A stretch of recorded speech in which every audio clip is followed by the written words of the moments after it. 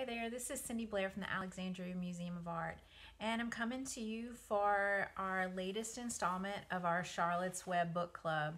So if you haven't been following the book club so far, you can go to our Facebook page or our YouTube channel, the Alexandria Museum of Art, and catch up with what you've missed so far. This week we're on Chapter 5, entitled Charlotte. The night seemed long. Wilbur's stomach was empty, and his mind was full.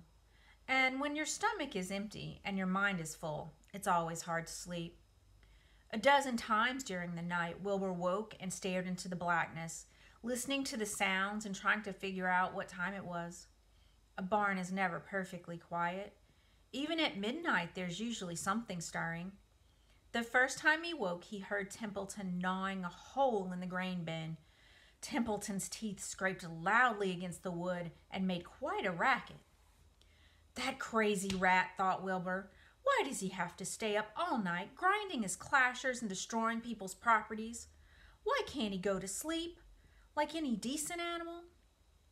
The second time Wilbur woke, he heard the goose turning on her nest and chuckling to herself. What time is it? Whispered Wilbur to the goose. Probably obbly, about 11:30, said the goose. Why aren't you asleep, Wilbur? Too many things on my mind, said Wilbur. Well, said the goose, that's not my trouble.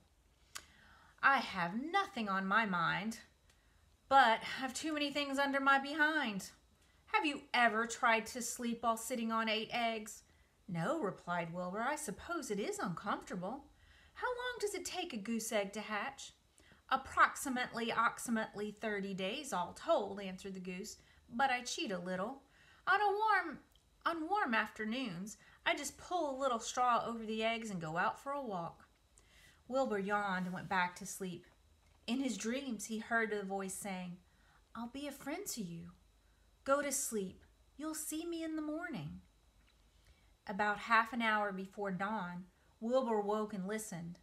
The barn was still dark. The sheep lay motionless. Even the goose was quiet. Overhead on the main floor, nothing stirred. The cows were resting. The horses dozed. Templeton had quit work and gone off somewhere on an errand. The only sound was a slight scraping noise from the rooftop, where the weather vanes swung back and forth. Wilbur loved the barn when it was like this, calm and quiet, waiting for light. Day is almost here, he thought. Through a small window, a faint gleam appeared. One by one, the stars went out. Wilbur could see the goose a few feet away. She sat with head tucked under a wing. Then he could see the sheep and the lambs. The sky lightened. Oh, beautiful day, it is here at last. Today I shall find my friend. Wilbur looked everywhere. He searched his pen thoroughly. He examined the window ledge, stared up at the ceiling, but he saw nothing new. Finally, he decided he would have to speak up. He hated to break the lovely stillness of dawn by using his voice, but he couldn't think of any other way to locate the mysterious new friend, who was nowhere to be seen. So Wilbur cleared his throat. Attention, please, he said in a loud, firm voice. Will the party who addressed me at bedtime last night kindly make himself or herself known by giving an appropriate sign or signal? Wilbur paused and listened. All the other animals lifted their heads and stared at him.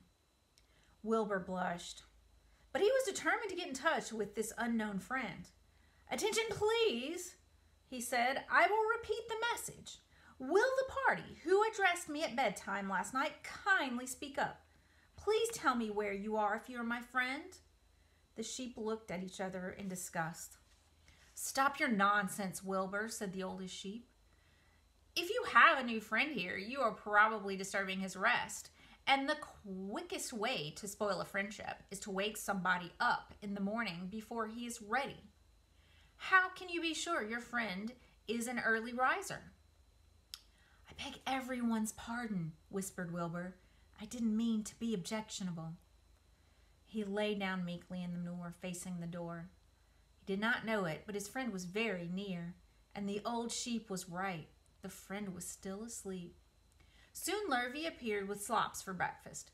Wilbur rushed out, ate everything in a hurry, and licked the trough. The sheep moved off down the lane. The gander wandered along behind them, pulling grass.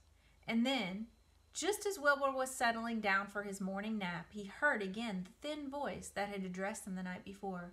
"Salutations," said the voice. Wilbur jumped to his feet. What?" he cried. "Salutations," repeated the voice. "What are they, and where are you?" screamed Wilbur. Please tell me where you are. And what are salutations?" "Salutations are greetings," said the voice. "When I say salutations, it's just my fancy way of saying hello or good morning. Actually, it's a silly expression, and I'm surprised that I used it at all. As for my whereabouts, that's easy. Look up here in the corner of the doorway. Here I am. Look, I'm waving." At last Wilbur saw the creature that had spoken to him in such a kindly way. Stretched out across the upper part of the doorway was a big spider web, and hanging from the top of the web, head down, was a large gray spider. She was about the size of a gumdrop. She had 8 legs, and she was waving one of them at Wilbur in a friendly greeting. "See me now?" she asked.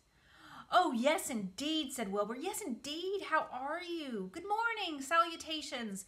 Very pleased to meet you. What is your name, please? May I have your name?" "My name," said the spider, "is Charlotte." "Charlotte what?" asked Wilbur eagerly. "Charlotte A. Cavatica.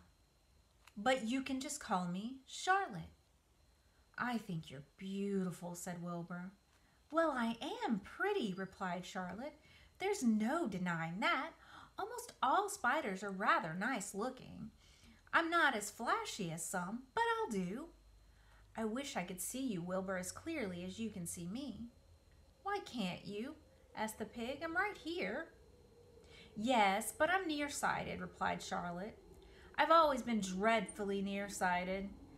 It's good in some ways, not so good in others. Watch me wrap up this fly."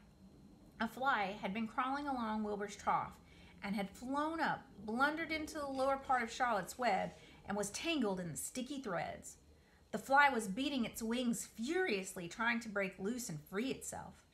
"First," said Charlotte, "I dive at him." She plunged headfirst towards the fly as she dropped a tiny silken thread unwound from her rear end. Next, I wrap him up."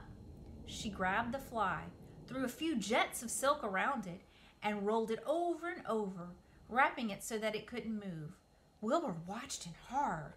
He could hardly believe what he was seeing, and although he detested flies, he was sorry for this one. "There," said Charlotte. "Now I knock him out so he'll be more comfortable." She bit the fly. "He can't feel a thing now," she remarked. "He'll make a perfect breakfast for me." "You mean you eat flies?" gasped Wilbur. "Certainly. Flies, bugs, grasshoppers, choice beetles, moths, butterflies, tasty cockroaches, gnats, midges, daddy-long-legs, centipedes, mosquitoes, crickets, anything that's careless enough to get caught in my web. I have to live, don't I?" "Why, yes, of course," said Wilbur.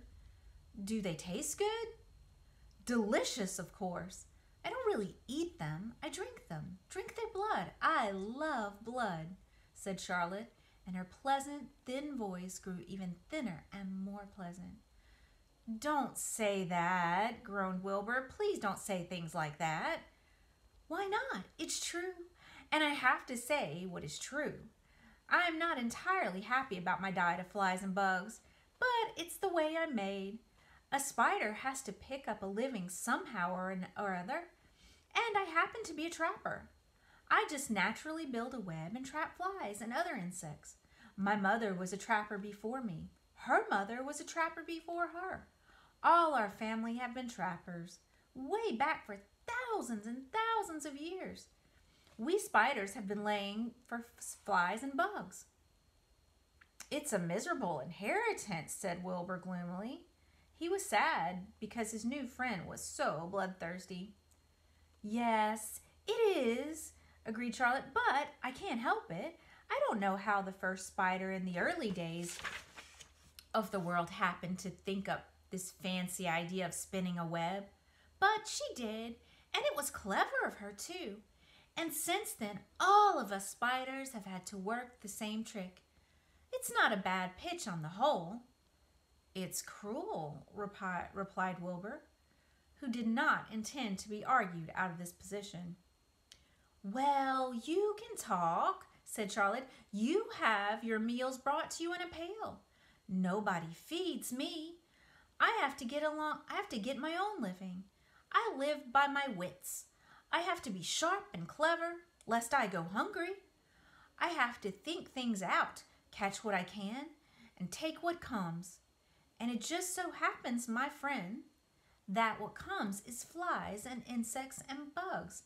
And furthermore, said Charlotte, shaking one of her legs, do you realize that if I didn't catch bugs and eat them, bugs would increase and multiply and get so numerous that they'd destroy the earth?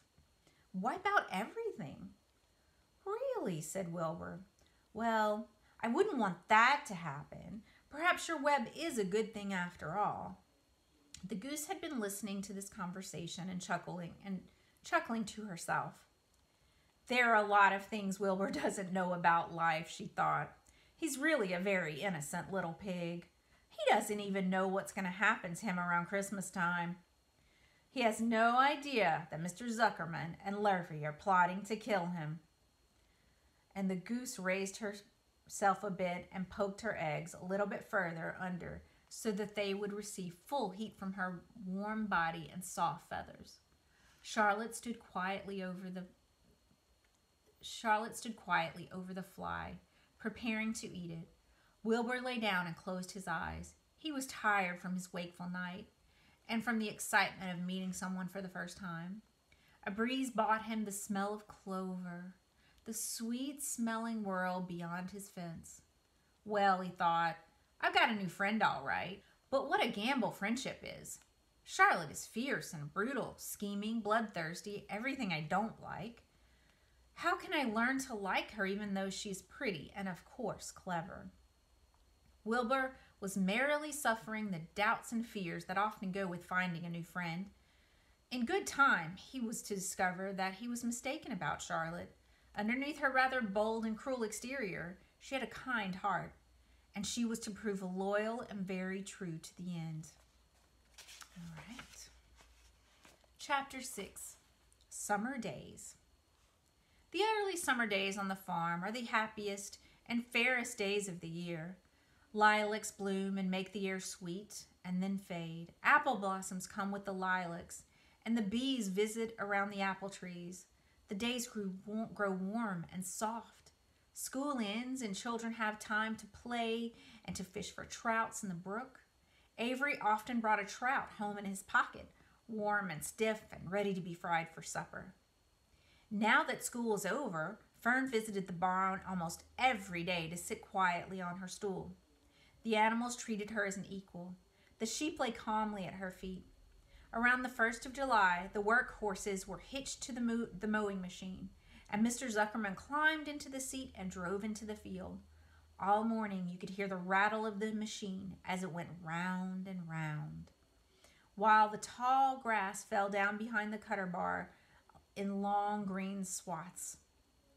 Next day, if there was no thunder shower, all hands would help rake and pitch and load, and the hay would be hauled off to the barn in the high hay wagon, with Fern and Avery riding atop the load. Then the hay would be hoisted sweet and warm into the big loft, until the whole barn seemed like a wonderful bed of timothy and clover. It was fine to jump in and perfect to hide in, and sometimes Avery would find little grass snakes in the hay and would add it to the other things in his pocket.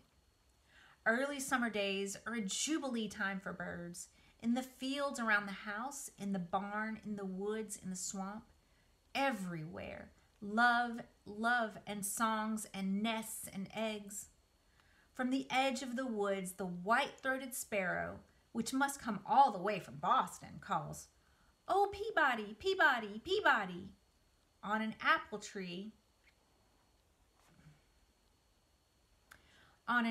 bough, the phoebe teeters and wags its tail and says, "Phoebe, Phoebe."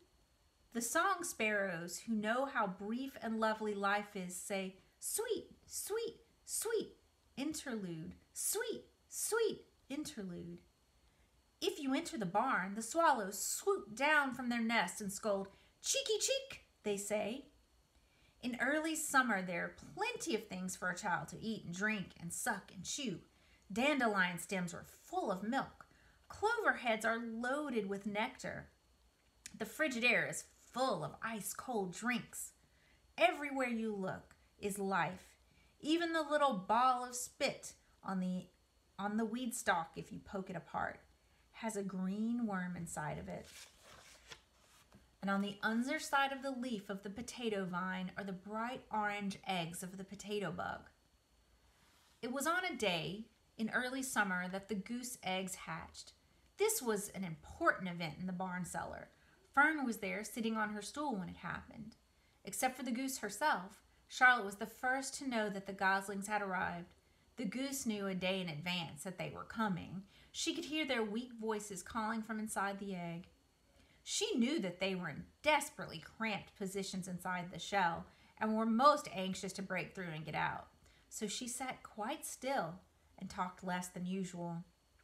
When the first gosling poked its gray-green head through the goose's feathers and looked around, Charlotte spied it and made the announcement. "I am sure," she said, "that every one of us here will be gratified to learn that after 4 weeks of unremitting effort and patience on the part of our friend the goose, she now has something to show for it. The goslings have arrived. May I offer my sincere congratulations." "Thank you, thank you, thank you," said the goose, nodding and bowing shamelessly. "Thank you," said the gander. "Congratulations," shouted Wilbur. "How many goslings are there? I can only see one." "There are 7," said the goose. "Fine," said Charlotte. 7 is a lucky number." "Luck had nothing to do with this," said the goose. "It was good management and hard work." At this point, Templeton showed his nose from his hiding place under Wilbur's trough. He glanced at Fern, then crept cautiously towards the goose. Keeping close to the wall, everyone watched him, for he was not well liked and not trusted. "Look," he began in his sharp voice, "you say you have 7 goslings. There were 8 eggs. What happened to the other egg? Why didn't it hatch?" "It's a dud, I guess," said the goose. "What are you going to do with it?" continued Templeton, his little round beady eyes fixed on the goose. "You can have it," replied the goose. "Roll it away and add it to that nasty collection of yours." Templeton had a habit of picking up unusual objects from around the farm and storing them in his home. He saved everything. "Certainly, certainly," said the gander. "You may have the egg, but I'll tell you one thing. Templeton, if I ever catch you poking your ugly nose around our goslings, I'll give you the worst pounding a rat ever took." And the gander opened his strong wings and beat the air with them to show his power. He was strong and brave, but the truth is, both goose and gander were worried about Templeton, and with good reason. The rat had no morals, no conscience, no scruples, no consideration, no decency, no milk of rodent kindness, no compunctions, no higher feeling, no friendliness, no anything. He would kill a gosling if he could get away with it. The goose knew that. Everybody knew it. With her broad bill, the goose pushed the unwatched egg out of the nest, and the entire company watched in disgust as the rat rolled it away. Even Wilbur, who could eat almost anything, was appalled. "Imagine wanting a junky old rotten egg," he muttered. "A rat is a rat," said Charlotte. She laughed, a tinkling little laugh. "But, my friends, if that ancient egg ever breaks, this barn will be untenable." "What's that mean?" asked Wilbur. It means nobody will be able to live here on account of the smell. A rotten egg is a regular stink bomb. I won't break it, snarled Templeton. I know what I'm doing. I handle stuff like this all the time. He disappeared into the tunnel, pushing the goose egg in front of him. He pushed and nudged till he succeeded in rolling it to his lair under the trough. That afternoon, when the wind had died down and the barnyard was quiet and warm, the gray goose led her 7 goslings off the nest and out into the world. Mr. Zuckerman spied them when he came in with Wilbur's supper. Well, hello there, he said, smiling all over. Let's see. 1, 2, 3, 4, 5, 6, 7. 7 baby geese. Now, isn't that lovely? All right. That brought us to the end of chapter 6. And next week, we'll be heading into chapter 7. So, I don't know. Are you wondering anything about anything you read? I kind of have some questions about what's going to happen to Wilbur. What do you think why do you think Lurvy and Mr. Zuckerman are planning to kill Wilbur? What's that about? Do you have any questions? Is there anything that you're wondering about from today's chapters? How do you feel about Charlotte? What do you think of Charlotte? Share your thoughts with me on our Facebook page. You can throw them right in, have your parents help you throw those into comments, or you can comment on the video on YouTube. If you have any questions about anything that we're doing or any ideas about future videos, please let me know. We're really interested in what you guys have to share with us. So thanks for tuning in today, and I'll see you next week for 2 more chapters in our Charlotte's Web book club. Thanks, guys. Have a good one.